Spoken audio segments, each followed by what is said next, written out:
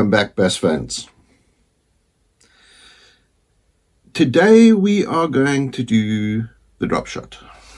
It is a very interesting technique. I want you guys to be a little bit open-minded. I'm going to show you a few things that may be kind of outside of the box. Some ideas that you want to try. Moving on with our theme of don't believe the hype. But it's quite a straightforward rig. There's not a whole lot to it. And I think sometimes when you have a rig like that and you can kind of expand on it through different experiences or scenarios, it's a very good thing.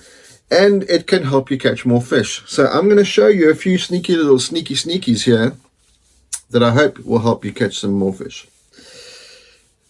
This is going to be one of the very few techniques, actually there are a couple more, but one of the few techniques where I would recommend that you use a spinning rod. There is part of this, what I'm going to tell you today, where using your 7-foot medium heavy spinning or casting rod would absolutely work, and we'll get into that a little bit later. But for the majority of drop shotting, it would be better to use a medium fast action rod and probably a slightly longer rod. This is what you would absolutely classify as a finesse technique.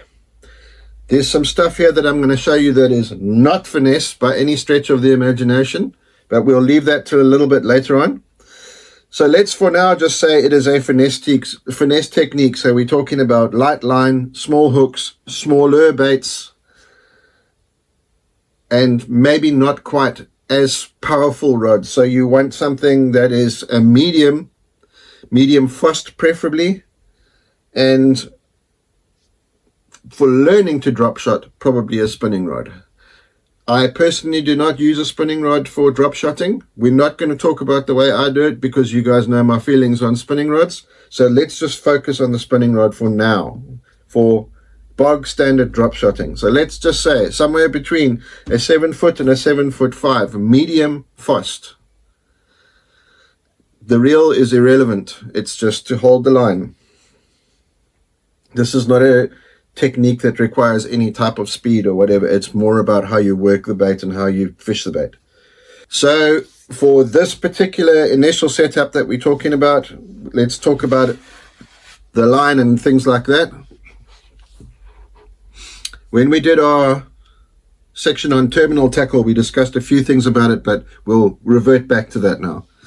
So for drop shotting with a spinning rod, 20-pound braid is going to be more than adequate.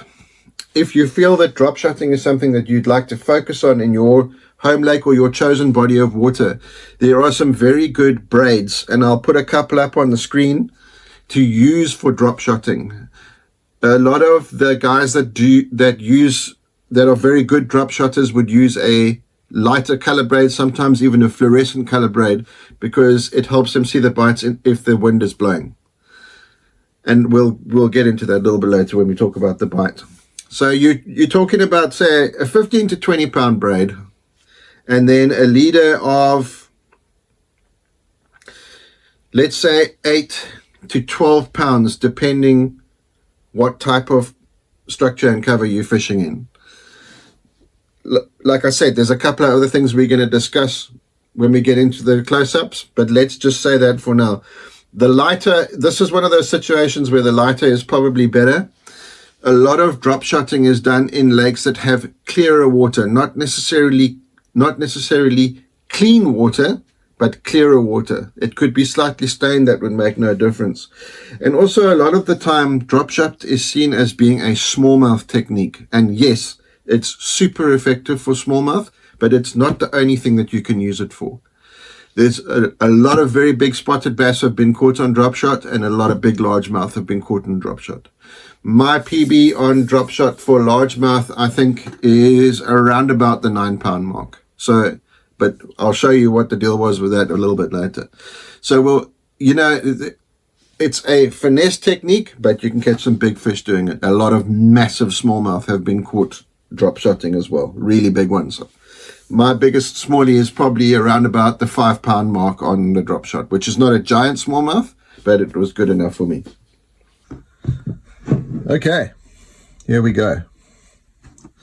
So, basic Dropshot rig. We'll get into some other stuff shortly, but here is the basic Dropshot rig. We have, once again, our handy dandy special hook. And here would be our leader line. Fluorocarbon is the line of choice here. So what we're going to do is, depending on what length you want your distance from your hook to your sinker to be, is how much line plus 3 inches or 4 inches that you would pull through. So in this particular case, say we're going to want it 6 inches. So we give ourselves a good 6 inches plus 3, that's 9 inches for the knot. 9 inches to include the knot. Go through the back of the hook, doubled. Palomar knot, just a normal overhand. Over the hook. And wet the knot and pull it tight. Then we take the tag end, the end that's going to our sinker, and we go from the top of the hook through, back through the eye, and we pull that tight. As you'll see, you won't see it with this because this hook's too heavy to see it, but what you'll see is it makes the hook stand out on the line straight. So this end here at the bottom of the hook will be going to our sinker, and this end here is going to our rod. Simple rig. Let's get rid of that guy. So let's talk about the standard Dropshot rig for now, because that is the most common one and the most commonly used one. So here we have it here. This is a average or standard Dropshot rig. I've tied this up the way I've just showed you. On the top there's a swivel to tie it onto the main line. Dropshot rig is a rig that tends to twist quite a lot. So even if your sinker has got a swivel on it, I would still use a swivel on above the hook. And then there's that hook that we spoke about. See how it stands out on the line? Then I've got about 7 or 8 inches going to the sinker. Now, you can decide for yourself how long you want your distance to be from your hook to your sinker. That's entirely up to you. That may be due to factors like there is some slime on the bottom of the lake or river that you're fishing, or there is eelgrass that's 6 inches tall and you want to be just above that. Then you would make your distance here 8 inches, or whatever the case might be. And you'll see when we talk about the next variation of this rig that we've done it for the spawn, because we want the hook close to the sinker, because we're going to put it into the bed and we're going to hop it up and down and annoy the fish. So for this particular rig, this is a number 1 hook. You can use the hook of your choice. I think this one is a Gamakatsu. It's so long since I've used a normal Dropshot hook, I can't even remember myself. So it's very straightforward. You would take your bait, take the hook like that, and you just hook it. It's called nose hooking. Through the middle of the bait, just about, say, 1/8 of an inch in. And that is the whole rig. It cannot get more simpler. That is as complicated as it gets, guys. So a couple more variations here. And this one, let's say this one is going to be my spawn rig. So what we've got here, these are the spin shot hooks that I told you guys about. It's got the swivel built in with the hook, so that would go directly to your main line. And then the only thing that you have to worry about is the distance between there and your sinker. So we're going to make up our spawn rig. So here's our sinker. In this particular case, I'm using kind of a teardrop shaped sinker, and I want that rig to be very short. So what I normally do when I'm using the spin shot hook is, say if my main line was 10 pounds, I would just use a 6 pound leader going to my sinker, so that if it gets stuck in anything, it just breaks off. So I want that to be a short rig. So I just take that line I do a double overhand knot once, twice, pull it tight. Cut off the excess. And then with the spin shot hook, it's fairly simple. You just push it through there and pull it into the thin part of that little clip. And what happens then is when that gets stuck, that will pull tight and just snap off. It couldn't be any simpler. We obviously don't want to load up the legs with lead, but drop shotting is one of those techniques where it happens. And then just like that one, the initial rig that we showed you, in this particular case we're doing a spawn rig. So we want to have a little bait fish that's invading the nest, or maybe even some kind of a crawdad. Same deal, 1/8 of an inch back, in the middle of the bait, bang through the nose, and that's it.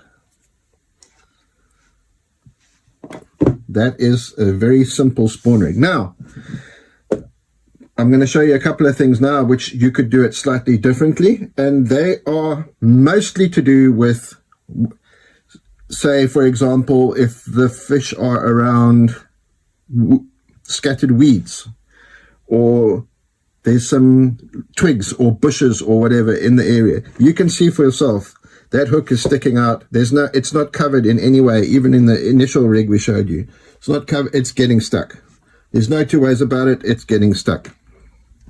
So how do we know what to use as far as hooks and sinkers and stuff like that's concerned? Well, with this particular style of drop shot fishing, the hooks that I would recommend, regardless of what type of hook you choose to use, would be from a number 2 up to a 1/0. And that I would recommend that depending on what bait that you're going to use on your hook. But the majority of the time, I use a number 1. There are occasions when I use a 1/0 or a 1/0, but most of the time I use a number 1 hook. Sinker is entirely dependent on the depth. If you live in lakes where there is not current, use the lightest sinker that you can get away with. If you live in lakes that have got cleaner bottom, harder bottom, use tungsten. If you live in lakes that have got fouled bottom, use lead. So we can say in water shallower than from 15 to 0 feet, use 1/4 ounce. And then from 15 to say 25 foot, you could use a 3/8 ounce. And if there was current, you could even go up to a 1/2 ounce. And anything deeper than that, which I do not recommend when you're learning to drop shot deeper than 25. If you live in an area where the lakes are super deep like that, reservoirs and things like that, you may need to do it. You could even go up to a 3/4 ounce sinker if you lived in a lake that had a lot of current. But for general drop shot fishing, the biggest sinker that you're going to use is probably a 1/2 ounce. And you would tie the rig up exactly the same way. So this is general, normal drop shot, bog standard drop shot fishing. So what about if we live in an area where there's a lot of vegetation, even around the spawn areas where the bass have got their nests, there's a lot of vegetation in the lake. Well, then we can do this.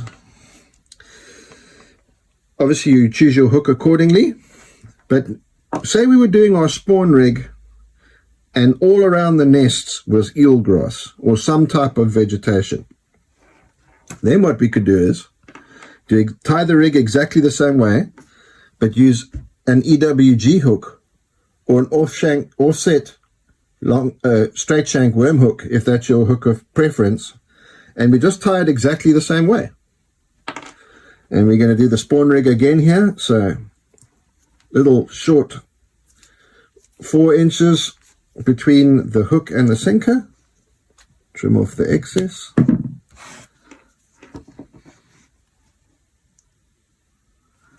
Guys, you can't believe it. I am getting it through the loop first time, every time today.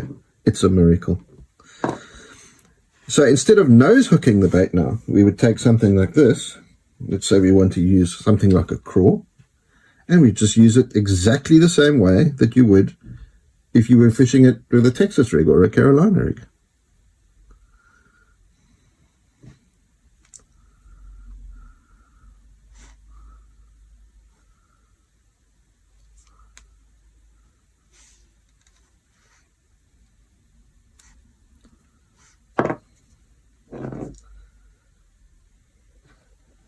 Easy peasy, no difference. Now, we have a rig that we can throw into, even if it's not spawn time, into lighter. This is not a rig I would recommend that you throw into thick cover. But if you're fishing around vegetation, grass, that type of stuff, that's completely weedless now. And you could almost use it to pitch into different things. This technique I've used in a competition in a lake that I hadn't fished for a long time. And when we went to pre-fish, we found that all of a sudden this lake had, since the 2 years when we were previously there, this lake had massive weed beds, scattered pockets of weed. And all I did was I made my distance between my hook and my sinker 10 inches. I used a 1/4 ounce sinker, and I think I was using a junior fluke as a bait, and I was just pitching it into the holes in between these scattered clumps of weed, and we pounded the fish on it. Unfortunately, we did not win the tournament, but we pounded the daylights out of them, just pitching these little drop shot rigs into the holes in between the weed. So what about if we want to go big? What about if we don't want this to be a finesse technique and we want to go big boy on it? What if we want to use our 7-foot medium heavy spinning and casting rods with 15-pound fluorocarbon leaders on main lines and go and target some big fish in deep water? No problem. You would obviously adjust your hook and sinker according to whatever bait that you wanted. Imagine that there was, say, a 1/2 ounce sinker on here, and we were going out to the middle of the lake and we're going to fish a ledge in the middle of the summertime, and we want to put a big bait on a drop shot rig. You absolutely can do that. In this particular case, that's a 4.25-inch brush hog. I'm not sure of the brand. I think that might be a Bitters one. Same deal, guys.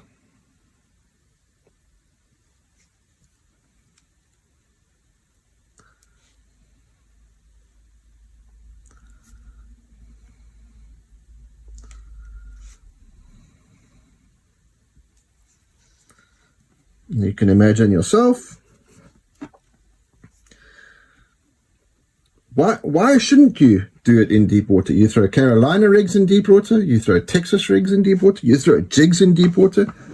Why can't you use a big bait? Why can't you use a 12-inch worm on a drop shot rig? You just upsize your rod and line and sinker and hook size and bait size, and off you go.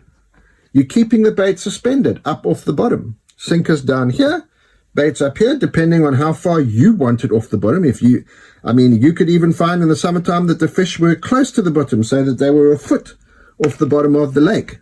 They were suspended a foot off the bottom of the lake. They're looking for that cooler, possibly moving water on a ledge or in a roadbed or a creek, submerged creek bed. Make your leader 18 inches. Make it 2 feet if you want to. Put a big 12-inch worm on there with a 7-0 hook in it, 7-0 hook in it, and send it down there. There are no rules. Just because this is touted as a finesse technique doesn't mean that this has to be a finesse technique.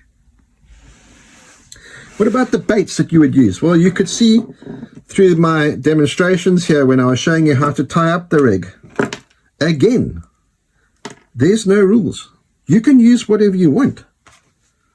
It doesn't matter. Let's say use your favorite bait on a drop shot rig. Whatever your favorite bait is for that lake or body of water, use that. It's just a different way to present it. That's all it is.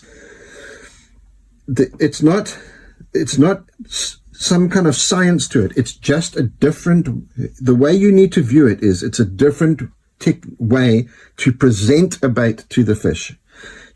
So whereas with a Carolina rig, although the bait may be up here in the water column and the sinker is down here and the bait's trailing behind it, this is a vertical presentation. So sinker on the bottom, bait up here, moving around, you're moving your rod tip up and down or twitching it fast or whatever the case is, but the bait and sinker don't have to move. There are times where you can drag a drop shot rig, absolutely there are. But a lot of the time, if you're fishing over the fish, if you can see them on your sonar equipment, you don't have to move that bait or the sinker. You throw the sinker out to where the fish are, let it sit and just move it up and just shake your rod tip and move it in place without actually moving the sinker. It is a vertical presentation most of the time. Now, this may have run a little bit long. I think we're going to leave it there, guys, and then we'll pick up with part 2 tomorrow.